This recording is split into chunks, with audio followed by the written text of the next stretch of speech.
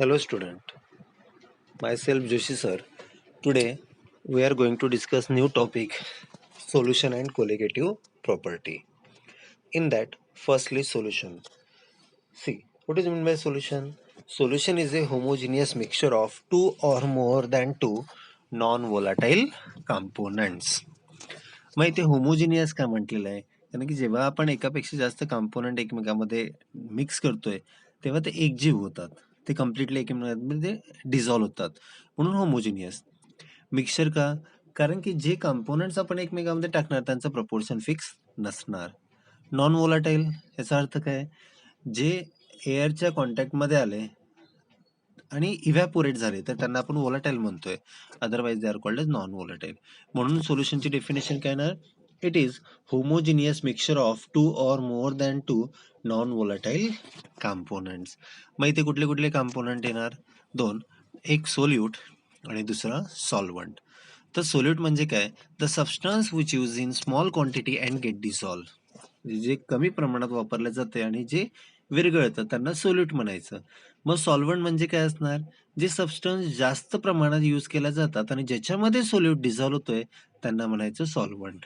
Okay example दिलेलं आहे sugar plus water sweet water sugar water दुसरं carbon dioxide CO2 plus H2O soda water मग इथे CO2 काय होणार सोल्यूट आणि वॉटर काय होणार सॉल्व्हंट मग नॉर्मली आपण असं पण म्हणू शकतो की कलर टेस्ट आणि ऑर्डर ही कोणावर डिपेंड असते सोल्यूटवर तर तो लिक्विड आहे सॉलिड आहे की गॅसेस आहे हे कोणावर डिपेंड असतं it depend upon the phase of solvent okay तर इथे मला तीन गोष्टींमधील तुम्हाला फरक सांगावा असं वाटतोय एक कंपाऊंड दुसरा सोल्युशन आणि तिसरा मिक्सचर बघा कंपाऊंड हा असतो होमोजिनियस आपण घरामध्ये स्टीलचे भांडे बघतोय जिथे कुठेही आपल्याला दोन फेज जाणवत नाही म्हणून आपण त्याला होमोजिनियस म्हणतोय सोल्युशन पण कसं असते होमोजिनियस मिक्सचर कसं असते हेट्रोजिनियस बघा कंपाऊंड आणि सोल्युशन दोन्ही होमोजिनियस आहे मग फरक कसा ओळखायचा तर कंपाऊंड मध्ये फिक्स प्रपोर्शन असतं आणि सोल्युशन मध्ये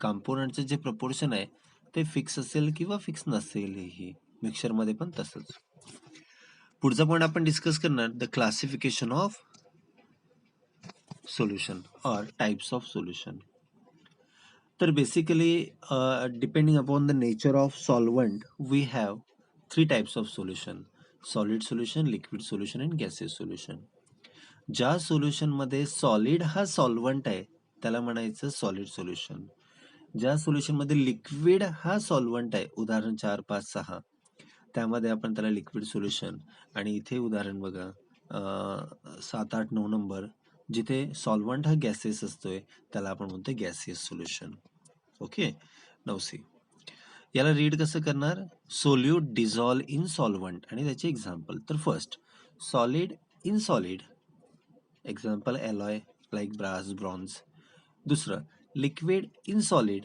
example amalgam of mercury with metal तिसरं गॅस इन सॉलिड ज्याला आपण ऍब्झॉर्प्शन फेनॉमेनॉनुसार डिफाईन करतोय हायड्रोजन गॅस इन प्लॅटिनम और पॅलेडिनियम मेटल चौथा liquid in liquid ethanol in water पाचवा solid in liquid iodine in CCl4 सहावा gas in liquid oxygen carbon dioxide सातवा सॉलिड इन गॅस त्याच्यामध्ये काय येणार आयोडीन इन एअर आठवा liquid in gas chloroform in nitrogen नववा gas in gas ज्यामध्ये आपण air mixture of non reacting gases हे सगळे घेऊ शकतो त्यानंतर second classification type depending upon the phase of solution और size of solute particle okay depending upon phase we have two types of solution homogeneous आणि heterogeneous याच्यामध्येच मी size of solute particle पण एक्सप्लेन करतो सपोज आपल्याकडे 4 glass आहे काचेची आणि त्यामध्ये क्लिअर वॉटर भरलेलं आहे त्यामध्ये शुद्ध पाणी आहे समजा पहिल्यामध्ये आपण एक चमचाभर साखर किंवा मीठ त्यामध्ये ऍड केलं आणि त्याला विरघळलं तर ते सोलिड पार्टिकल त्यामध्ये कम्प्लिटली डिझॉल्व्ह होणार विरघळणार आणि आपल्याला ते क्लिअर सोल्युशन दिसणार म्हणून आपण त्याला होमोजिनियस ट्रू सोल्युशन डिफाईन करतोय आता बघा सोल्यूट पार्टिकल त्यामध्ये डिझॉल्व्ह होतं म्हणजे नेमकं काय होतं तर त्यामधले जे सोल्यूट सॉलिड पार्टिकल आहे ते हळूहळू हळूहळू स्मॉलर साईजचे होतात आणि ते एवढ्या स्मॉलर साईजचे होतात की ज्याला आपण डोळ्याने ऑब्झर्व करू शकत नाही, ज्याचे थिकनेस आपण म्हणू शकतो 10⁻⁻10 मीटरच्या रेंजमध्ये असते. Second is हिट्रोजिनियस. हिट्रोजिनियस म्हणजे 3 मिळणार सस्पेन्शन कोलायडल कोर्स मिक्सचर. तर त्यामध्ये सस्पेन्शन बघा, सस्पेन्शन आता दुसरा ग्लास, त्यामध्ये आपण काय करतो, एक चमचाभर मिरची पावडर किंवा टी पावडर ऍड करतो.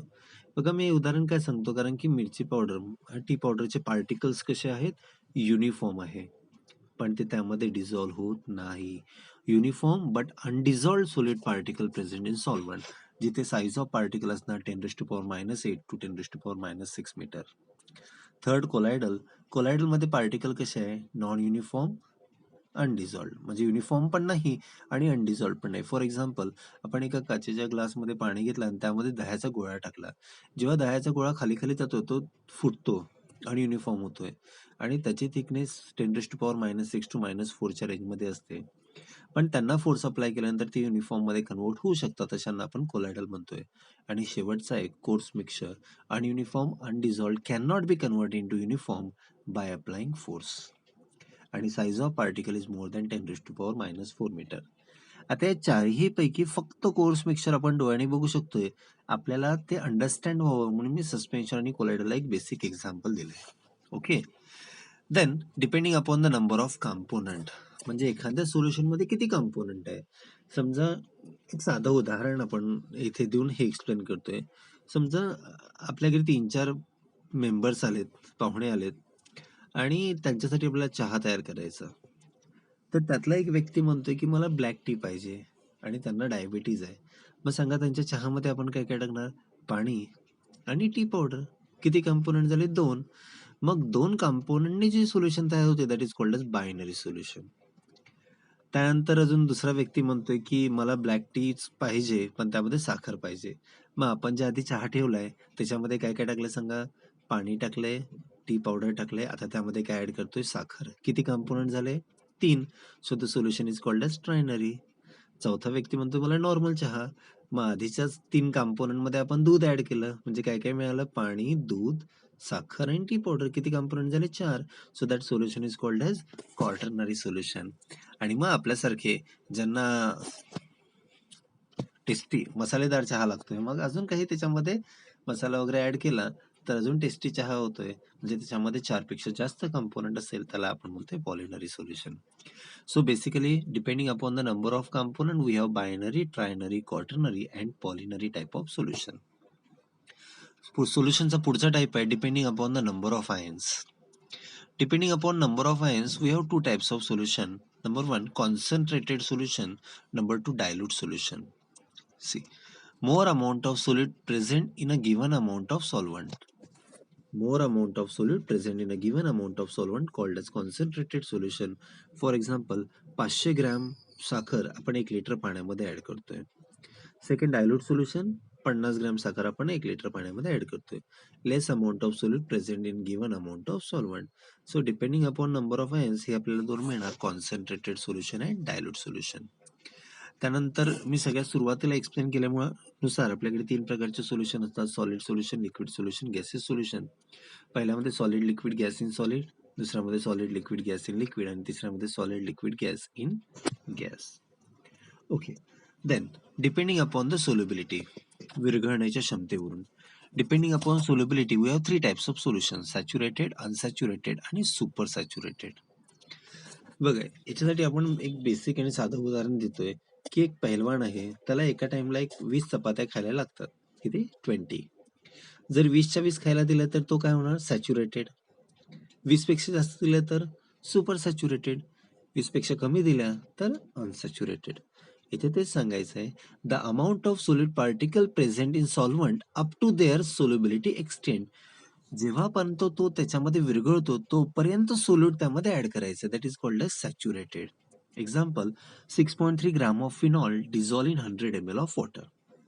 6.3 gram of phenol dissolve in 100 ml of water. दुसरं मिळणार आपल्याला अनसॅच्युरेटेड. त्यामध्ये आपण काय सांगतोय, the amount of solute particle present in solvent less than there solubility extend.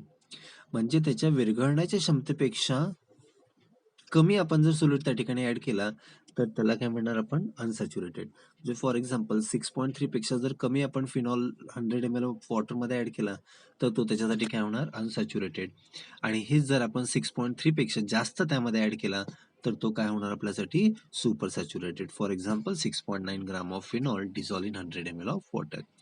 हे जर आपण सॉल्टचं एक्झाम्पल घेतलं तर या ठिकाणी काय सांगू शकतोय 150 ग्राम ऑफ सॉल्ट 150 ग्राम मीठ 1 लिटर पाण्यामध्ये सहज डिझॉल्व होतोय. नाव डिपेंडिंग अपॉन रॉल्ड्स लॉ आपल्याला पुढे चॅप्टर मध्ये आहे. जो सोल्युशन रॉल्ड्स लॉ ओबे करतोय that is called as ideal solution आणि जे सोल्युशन रॉल्ड्स लॉ ओबे करत नाही that is called as non ideal. हे आपल्याला पुढे व्यवस्थित कळेल अजून. Then depending upon volatility we have two types of solution: volatile solution, non-volatile solution. The solution which convert into gas when exposed to air म्हणजे एअरच्या contact मध्ये आला आणि जो गॅस मध्ये कन्वर्ट झाला त्याला आपण volatile solution म्हणतोय. For example petroleum solution. Okay. Second non volatile solution, the solution which does not convert into gas when exposed to air. The solution which does not convert into gas when exposed to air called as non-volatile solution. For example, aqueous solution and remaining all. Okay. Clearly, depending upon volatility. Next, depending upon flammability. Depending upon flammability, we have two types of solution: flammable solution and non-flammable solution. Spelling correct करून घ्या. The solution which catch the fire when exposed to air. The solution which catch the fire when exposed to air म्हणजे एअरच्या contact मध्ये आला आणि त्यांनी fire catch केली that is called as flammable solution. आणि एअरच्या कॉन्टॅक्ट मध्ये आल्यानंतर फायर कॅच करत नाही that is called as non flammable. Fluorine solutions वगैरे जे आहेत ते आहे फ्लेमेबल आणि कुठलंही water solution is considered as a non flammable. फ्लेमेबलचं स्पेलिंग करेक्ट करून घ्या. त्याच्यानंतर शेवटी आपण डिफाईन करतोय depending upon the electrolysis. Depending upon electrolysis, we have two types of solution: electrolytic solution and non-electrolytic. Non-electrolytic व्यवस्थित दिसत नाही, मी सांगतोय ते तुम्ही ऐका व्यवस्थित. The solution which pass the electric current by dissociating पाहिजे तिथे. The solution which pass the electric current by dissociating solid particle is called as electrolytic solution. The solution which pass the electric current by dissociating solid particle is called as electrolytic solution. Example, aqueous or molten NaCl. And second is the non-electrolytic.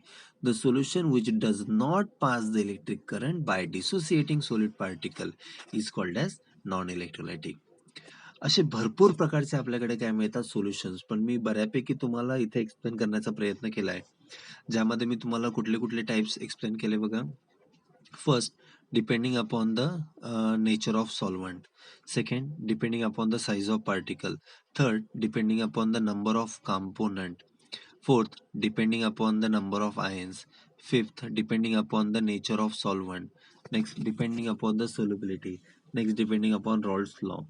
Next, depending upon volatility, flammability, electrolysis. अजून त्या ठिकाणी osmosis नुसार पण आपण त्याला define करू शकतोय, पण चॅप्टर मध्ये पुढे तो कंटेंट आहे त्यामुळे आपण त्या ठिकाणी तो डिस्कस करूया. ओके, आज एवढंच. पुढच्या लेक्चरमध्ये पुढचा कंटेंट आपण डिस्कस करूया. Okay, thank you.